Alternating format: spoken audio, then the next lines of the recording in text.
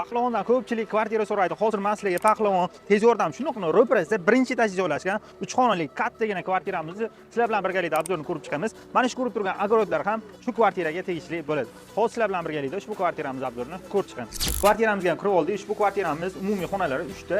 Buni oshxonasini balkonga ko'chirib 4 xonali qilib qo'yishgan. Hozir sizlar bilan birgalikda obzorini ko'rib chiqamiz. Kiraverish qismidan boshlaymiz. O'ng tomonimizda bitta xona bo'ladi. Buni bolalar yotoqxonasi qilishingiz mumkin.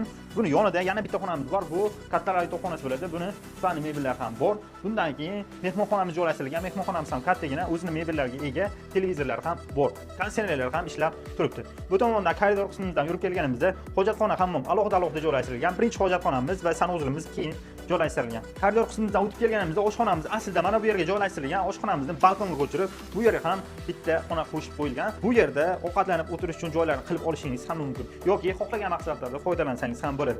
Oshxonamiz bu yerga ko'chirilgan. Oshxona mebellari, gazlari tayyor holatda turibdi.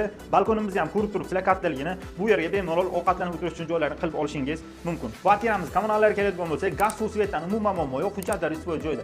Narxlarga keladigan bo'lsak, narxlarni 47900 dollar so'rashadi. Kelishadigan joylar bor. Egalar nomerlarini videosida qoldiramiz. Bemalol aloqaga chiqib barga qilishingiz mumkin. Namangan video kanallarimizga obuna bo'lishni unutmang.